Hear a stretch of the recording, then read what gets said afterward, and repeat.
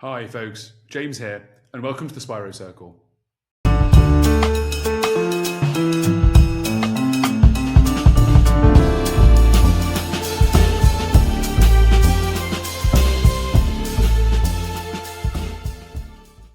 This week, I spoke to Hunter Stuart, the founder of Big Game PR. Hunter does public relations for cybersecurity and tech companies, and as a result of that, often works quite closely with Israeli cybersecurity companies. Now, Hunter used to be a journalist before he was in PR, and he even wrote about his time when he visited Israel in about 2016, 2017. He said that when he moved to Israel, he met with people and researched things that made him change his view on the narratives that were being told about the country. I found this to be really interesting and a good basis for our conversation today. I wanted to find out a bit more about what that meant now, almost 9 years later. I wanted to understand how storytelling can evolve through social media and AI. And I also wanted to hear how the world of PR is changing now that people are moving away from the holy grails of TechCrunch and moving more towards long form content like podcasts. Anyway, I hope you enjoy. Sir, thank you so much for taking the time. Hey, James, thanks. It's good to be here. I've been really looking forward to this conversation because I feel like you and I both have similar journeys in our career, but maybe somewhat reversed. So, whereas I started doing PR for Israeli tech companies way back when, and now going into the news side, I feel like you had the opposite kind of cycle and started earlier in news and now are into PR representing Israeli tech companies. So things change, but things stay the same. So I want to thank you for taking the time because I feel like we can really butt heads over some of the things that we've experienced together, especially in the changing contexts of life around us. So I want to basically give our viewers, before we start, I want to give our viewers and listeners a bit of an opportunity to learn a bit more about you and that journey that I just outlined. So tell us a bit about your sway from one to the other and maybe some of those stories that you were focusing on, please. Yeah, sure. Yeah. So to be clear, I'm not only representing Israeli tech companies now, but I represent tech companies. I help technology companies in the B2B space get into the news. And as you know, there's a huge amount of software startups coming out of Israel, and I focus on cybersecurity. So a lot of the time, I'm looking at who's at the company, and I can recognize the Israeli names and see that they came out of Unit 8200. So there's a part of that for sure. But no, I mean, my story is essentially I came from a long line of reporters. I always wanted to be a journalist growing up, and I did it. I did 10 years as a reporter, first as a news editor and a business reporter in New York for HuffPost, and then in the Middle East, where I was a freelancer in Jerusalem. I wrote for Vice News and Al Jazeera, and I wrote for the Times of Israel and the Jerusalem Post, the International Business Times. And yeah, I wrote about tech. I wrote about the conflict and a number of other cultural issues before moving back to the US in 2016 in order to get into the PR side of things. It's definitely such an interesting story, and it's one that I think it will allow us to really get into what I've always described maybe you'll disagree with me, but I've always described my work in that kind of in the same media space that you've outlined. It's basically just storytelling and it's narratives and it's finding stories and trying to present them to people who may want to tell them. So it's maybe comms people wanting to frame a story for journalists, or it's journalists looking to tell stories. You said you were here in Israel doing some reporting and you named some quite eclectic outlets. So you must have told a lot of different stories. So how was that for you? How did your experience in Israel shape finding in the narratives? Yeah, sure. I mean, I think in many ways, like the Israeli-Palestinian conflict is like the mother of all narratives because it's so incredibly complex, and I think like from my perspective, one of the reasons that it's such an intractable conflict is that both sides have a really good point, and like both sides are right from their own point of view, and I think that's why it's so hard to find common ground there. I also think it's an incredibly good story because I moved over there in 2015 feeling one way about it, and then lived there and experienced it. And through my experiences, which were eclectic and which were, deeply on both sides of the wall, I came to see it from a very different perspective. So I think any story where you feel super passionately on one side, experience it, and then see the other side's point of view, I think is worth paying attention to. And honestly, I could talk about Israel all day long. So the challenge is to keep it concise. Definitely, yeah, I definitely understand that. Because this, I just want to reference it. Maybe I'll link it for some context, just so people understand what we're talking about in this part of the conversation. But there was an article that you wrote in Jerusalem Post, which I read ahead of this conversation today. You basically, it's what you said. You went in thinking one thing, and over time, the people you spoke to, and the experiences that you felt, and the thought processes that you had, made you change into a different, like you changed your view into a different way. And that's kind of some of the best forms of reporting or storytelling or living life generally, is when you go in with one thing and coming out thinking a different thing, whether it's right or wrong or up or down, left or right. If I'm right in thinking that the date of the article was about 2017, so it was a few years ago still. What do you think has changed in those, I guess, 9 years now? We're coming up to almost 9 years ago. So, what do you think has changed in terms of where you are now in America or the West generally, in terms of misunderstandings about Israel, Yeah. whether right or wrong? Yeah.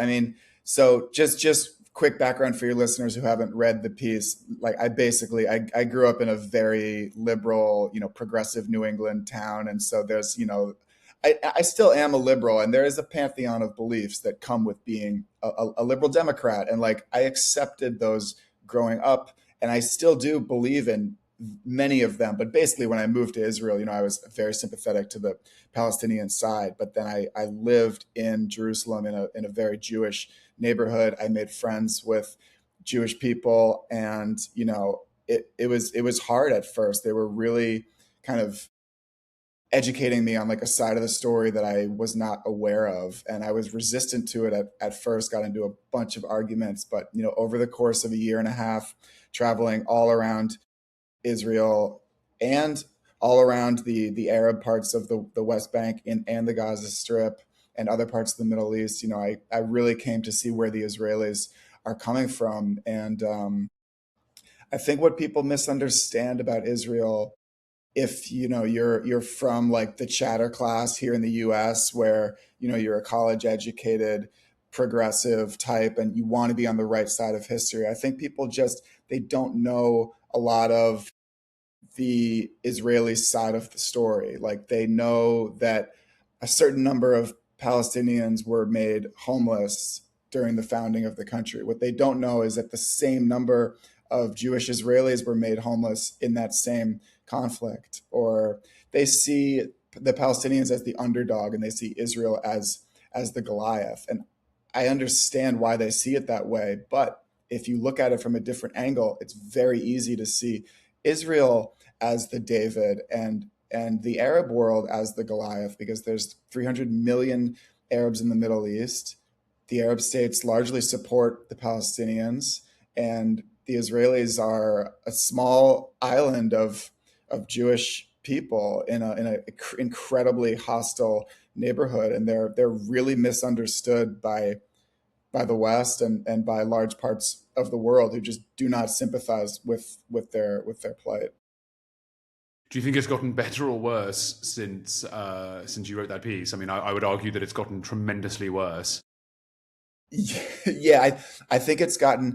I mean, for me, it's gotten way harder to defend Israel. Like in 2017, when I came home and I had lived there, and the situation was not great, but it also wasn't terrible. I mean, it was a lot easier to defend Israel. And like now, at least in the US, now that the world has seen like what's happened in Gaza, and I get it, there's a lot of nuance to it, but it's gotten a lot harder to say, look, here's why Israel is doing this.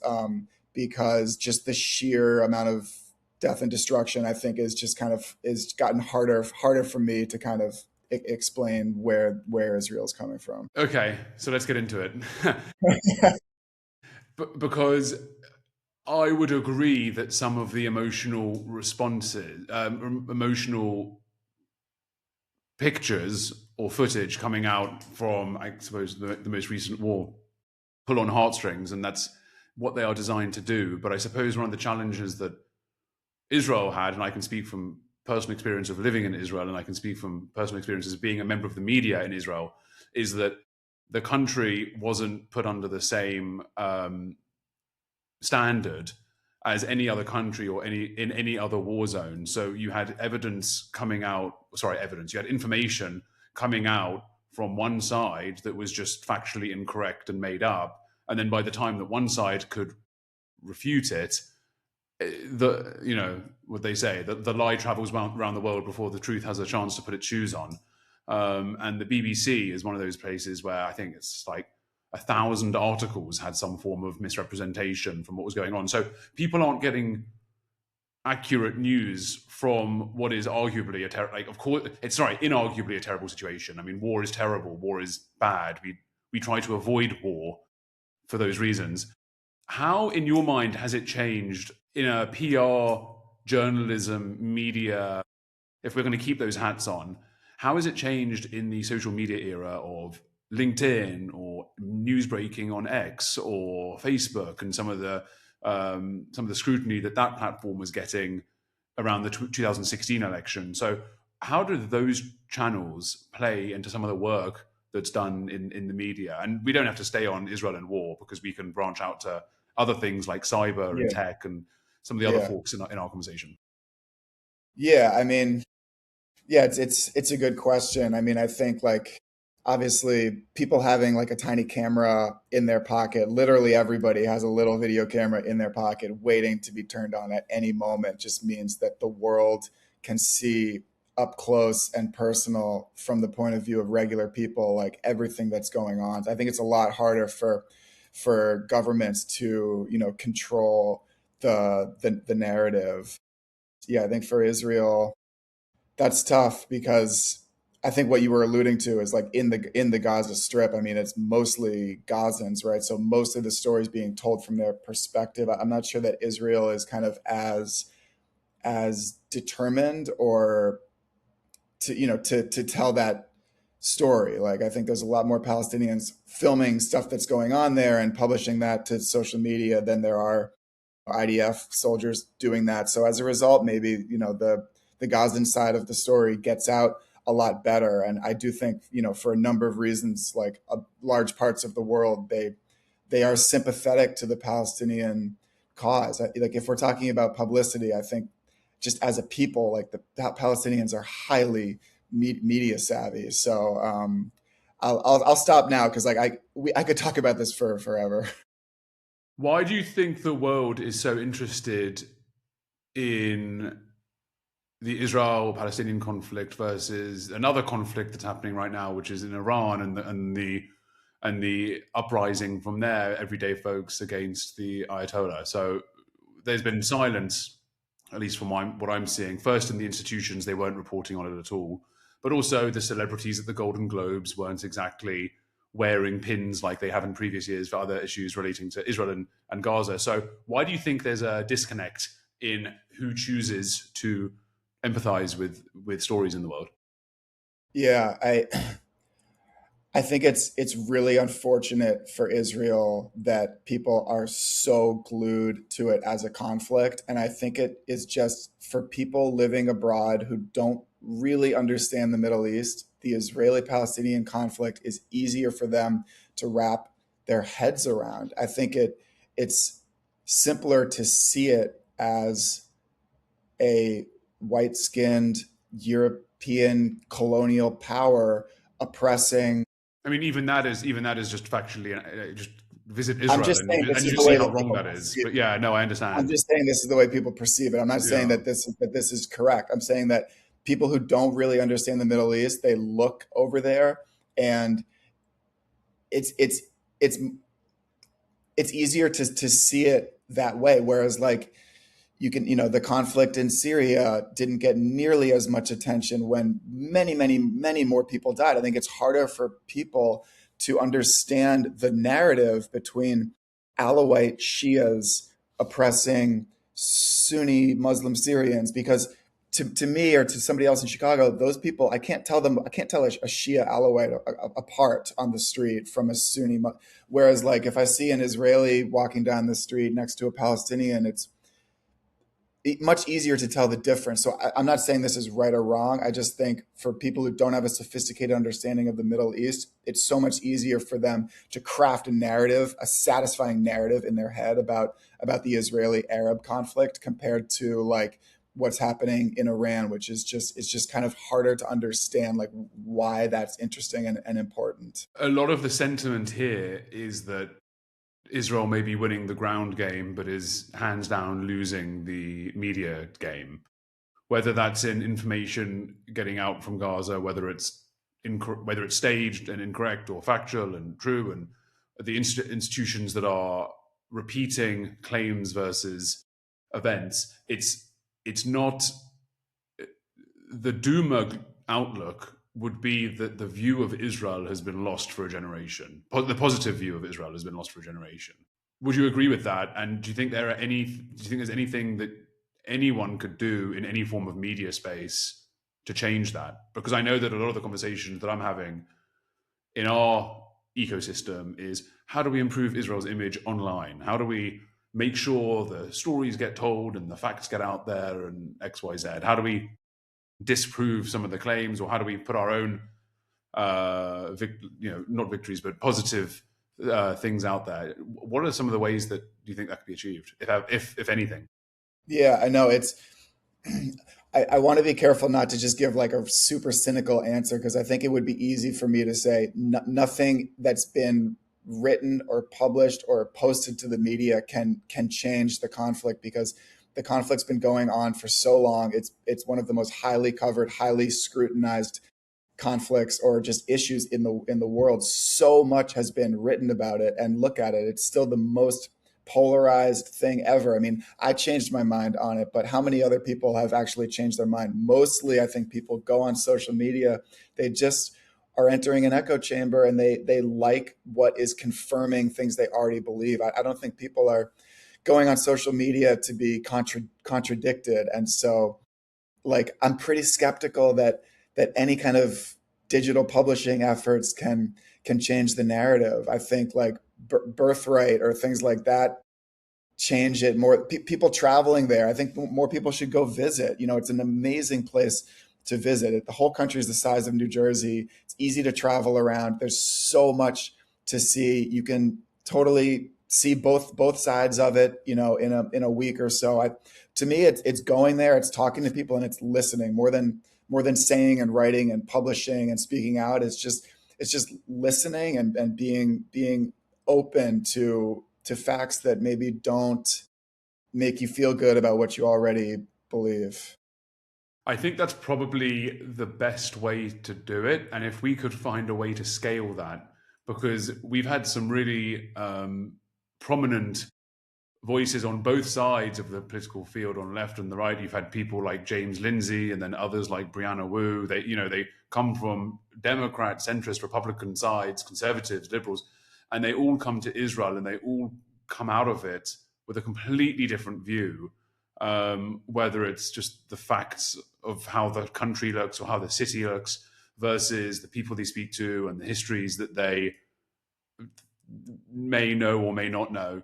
So if we could find a way of basically just bringing everyone in to see it with their own eyes, that would be wonderful. Because, as you said, it's all algorithmic now, and it's echo chambers, and people are feeding into the messages that they want to see. So to bring it back to PR, how do you penetrate some of those bubbles and echo chambers, considering those are where people get their news nowadays? People don't blindly open up a newspaper. They'll scroll through their timelines. So in terms of PR, how do you, because we face the same questions in news, right? How do you get into people's eye sockets? What are the strategies in PR to help with that? Yeah, no, it's a great question. It's amazing when you read the statistics, like how many more people are getting their news from social media compared to the New York Times or the Wall Street Journal. And like when people open up their phone or their computer, they're going to TikTok and X and Instagram. They're not going to news sites anymore. So I think, the entire PR industry is kind of flailing, trying to figure out how do we get into somebody's Instagram feed rather than just into, a trade outlet or something. And I think influencer marketing is becoming more and more popular because people want to get their brands on social media. They want to get their stories told on social media. But I also think like influencer marketing is really misunderstood because so many clients have brought it up to me in the context of like, oh, can you just pitch some influencers and get our story told? And I'm like, but that's not earned media. I've never heard of an influencer, almost never, who does earned media. Like they all want to be paid. That's why they're doing it. That's the name of the game. So there's a lot of misunderstanding because it's quite new. But I think the other way is like companies need to, and they need to start sort of owning their own channels. Like it's great to get in a news outlet that's run by a news organization, but also like, the internet has been democratized for like 20 years now. Anybody can start their own podcast or their own website, just like you did, and get their story out themselves. Yeah, no, it's wonderful. It's completely true. And it points to a new, as you said, a new era. Because when I was in PR, and this was around the time that you published the piece in JPost, it was about 2017, 2018, 2019. Is when I was doing this. And I was doing for tech companies. The big thing was I want to be in TechCrunch. That was the whole thing, Yeah. right? I want our name in TechCrunch. That was the holy grail and the thing that they wanted to get. But as time is going on, now it's not so much I want on the company's name to be in this outlet. Now it's I want to be a guest on that podcast, which may not belong to any, as you said, no specific news outlet or media station. It's just I want to be out there. And that poses a whole different set of challenges because now the CEO, who could have someone write a paragraph, a statement for him that could be placed in a news story, now he's actually got to speak in front of a camera and have a microphone in his face or maybe on a stage. It's a whole different set of challenges. So when clients come to you wanting to be in the media, what are they looking for? Are they looking for the PR that I knew, or are they looking for the new world of appearances? Yeah. Yeah, yeah. A lot of times they're not exactly sure what they're looking for. They just know that, they want to get their name out there because they can see their competitors have got their names out there, and maybe they feel like the competitors have a bigger share of the spotlight. But what they really want to do is reach like a highly specific audience, right? And so that's always kind of the challenge, is being like, okay, this company wants to reach, you know, VPs in the marketing technology space who live in like major US cities. It's like, okay, well, where are those people hanging out online, And like often those people are, I don't know, they're on Reddit or they're on Instagram or something. And I'm sure they're still looking at TechCrunch like once in a while, but TechCrunch has become sort of a shadow of its former self. And I think these companies, like, they're still most of these clients, they're still kind of old school. Like, they want to be in the Wall Street Journal, they want to be in Bloomberg News, but also like they really want you to tell them where their audience is and like how they can tell their story on Reddit, for example. How does that change your job? Makes our job harder, I would say. And also, you've got to get more creative, in order to meet people where they are, I guess. Hmm. I imagine you must have your ear to the ground in a lot of different places. So whereas before you could have a bookmark folder on your Right. laptop, now you've got to have the podcasts and you've got to have the outlets and you've got to have the blogs and the Reddit. You just reminded me actually that a few days ago in the UK, it was revealed that households are watching more YouTube than BBC. So it finally overtook. Like the YouTube is now the major media kind of platform for UK households, and you could be watching BBC on YouTube, right? You could sit be Right. watching the old-fashioned news in the new place, but the chances are they're watching podcasts like this, hopefully. Right. That's um, interesting. Like you're shocked. I don't know. Well, I'm not British, so maybe I don't see the BBC as the Goliath that it clearly is, but I sort of feel like YouTube would have overtaken the BBC a while ago, no? I think for a while it did in age groups because undeniably, kind I of see. kids under 18 weren't watching TV anyway, so it was a whole different. I think among different age groups, yeah, you're right. YouTube had overtaken the BBC a long time ago, but now it's on a household basis. So that's when you consider all generations and all ages living in the house. I think it's a bit more of a monumental shift. But the BBC is kind of going through its own reckoning for every reason, because it's managed to hit a lot of these cultural issues from the last kind of half decade, or even coming up to a decade, and they've managed to kind of piss off everyone. And a friend of mine in news always used to say that if you piss off everyone, it means you're doing something right because you're not sticking to one form of ideology or message. But the reputation among a lot of people, certainly kind of in our space, is that the BBC has a bit of reform. I think it's a bit similar to what is happening in CBS in America, in this idea of new blood going into it and shedding some of the negative um, like scandals from the past. Maybe, I don't know. Yeah. It's a bit different. Yeah. Yeah, I know. I sort of feel bad for these legacy news organizations because I do think they do a lot of things right, and they have better systems in place to make sure that what they're reporting is verified and true compared to no offense, but like a single guy putting out a podcast. But it's just it's so expensive for them to produce that kind of news. Like there's a 23-year-old videographer here in the US who just became really famous because he got befriended sort of by Elon and Trump and stuff. But I was curious to check out this guy's stuff because he's got more views on a single YouTube video than like a CNN team This could is probably Nick get. Shirley, right? Yeah, The Nick Shirley, yeah. Minnesota fraud, right? Right. So like I don't know that much about the guy, but I'll tell you, I clicked one of his videos and it was about him down in Rio de Janeiro going up into the favelas to talk to gang members, and like it was incredibly engaging. Now, he and I probably disagree on a lot of stuff, and the rise of people like him may not be great for society, but I'll tell you, like watching that video was super interesting, and he produced that for a fraction of what it would have cost CNN to go make a documentary on gangs in Rio de Janeiro. Yeah, I'm a kind of, and I don't know if this is changing over the years, but I was always like a production output absolutist. So I was always like, everyone put out whatever they want, and kind of like how the markets figure themselves out. Yeah, We will figure out who are the good players in the media space and who aren't. So the Nick Shirleys versus the someone else, who may lose credibility or may not garner the trust or accountability that others get.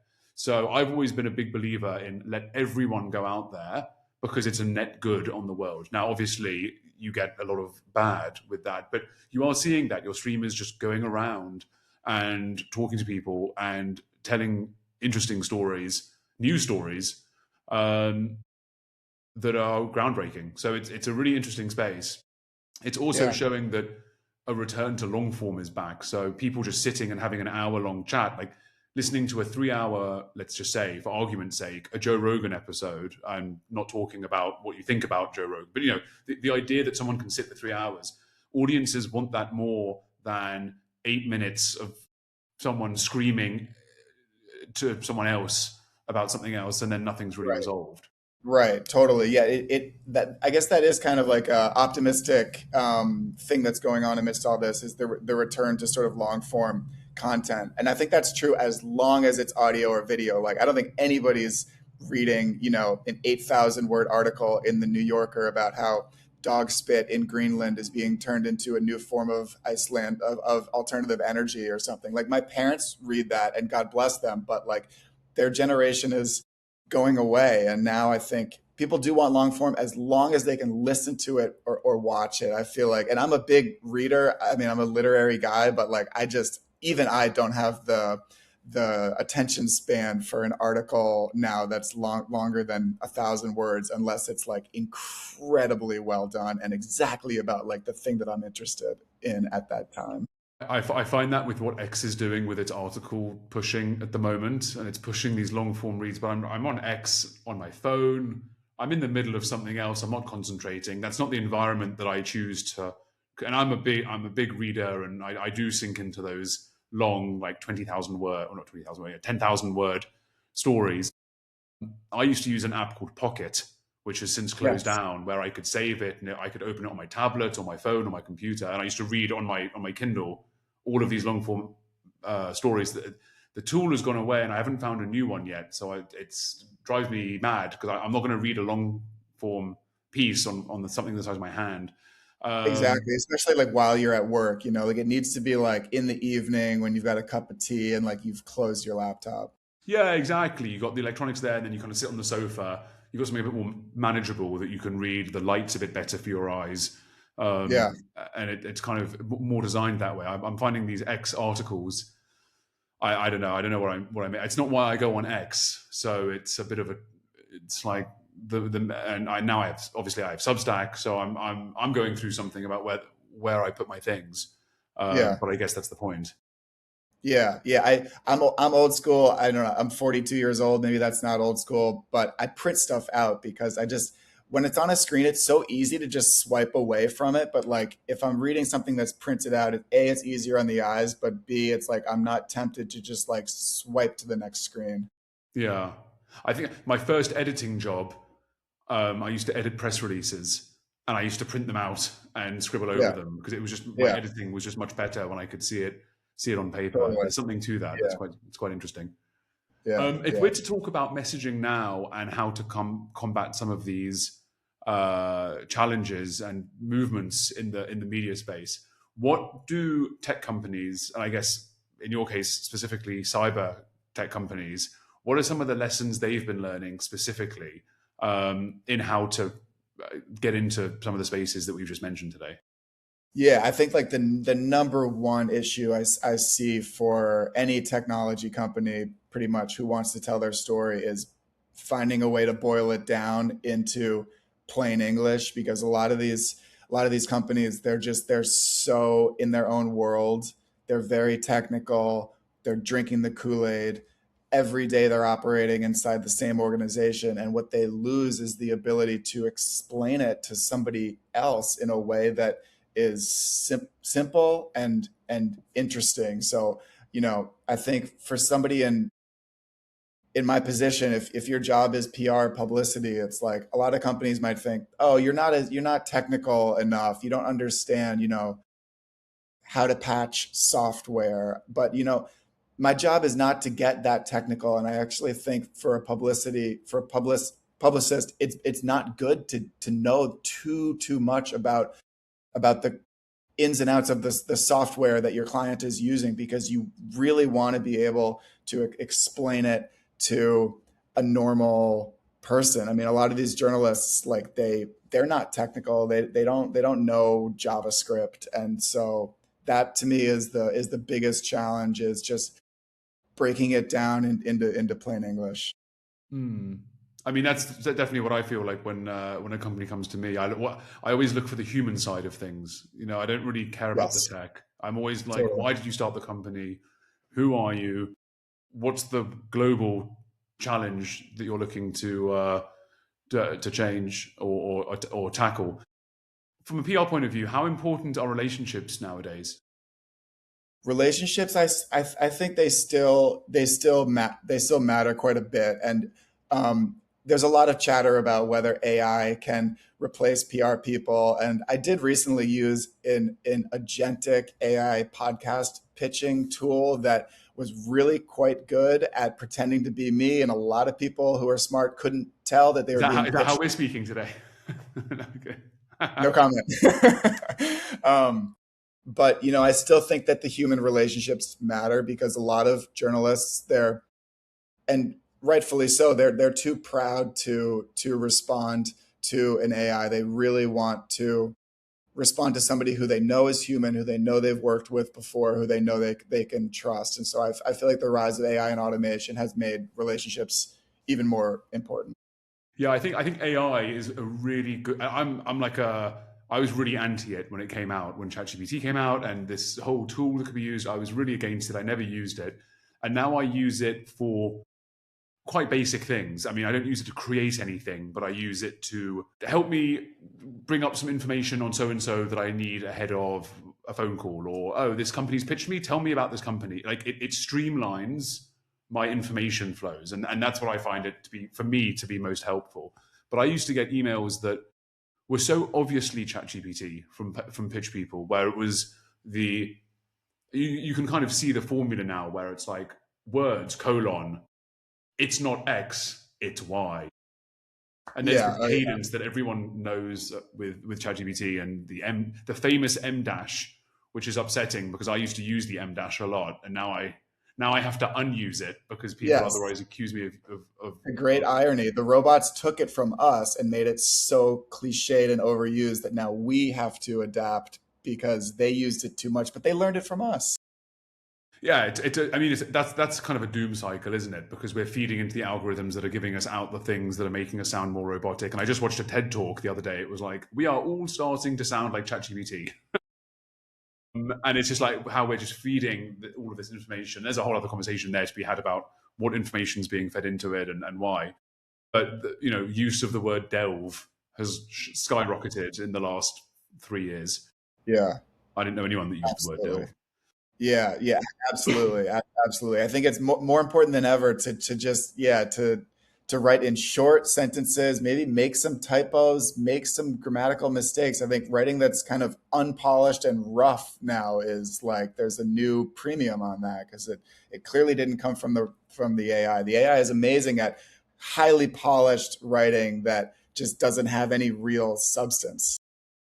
Yeah, that's what I'm finding as well. Because yeah, it's interesting. It's like there'll be a few sentences here and there that seem quite cool, but actually they don't really say anything, and they don't really add like they don't add on what was before it as well is what I find. There's no flow. It's just sentence, sentence, sentence, as opposed to Right. Yes, exactly. They're not telling a story, you might say.